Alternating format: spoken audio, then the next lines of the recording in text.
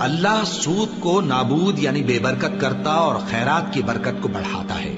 اور اللہ کسی ناشکر گناہگار کو دوست نہیں رکھتا۔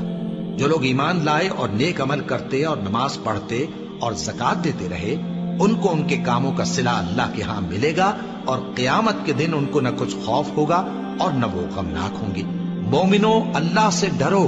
اور اگر ایمان رکھتے ہو تو جتنا سود باقی رہ گیا ہے اس کو چھوڑ دو۔ پھر اگر ایسا نہ کرو گے تو تم اللہ اور اس کے رسول کی طرف سے اعلان جنگ سن لو، اور اگر توبہ کر لو گے اور سود چھوڑ دو گے تو تم کو اپنی اصل رقم لینے کا حق ہے، جس میں نہ اوروں کا نقصان اور نہ تمہارا نقصان۔ اور اگر قرض لینے والا تنگ دست ہو تو اسے کشائش کے حاصل ہونے تک مہلت دو،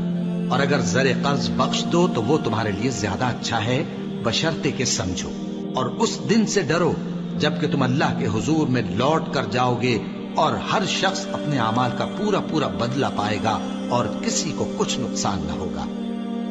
اللہ اکبر، اللہ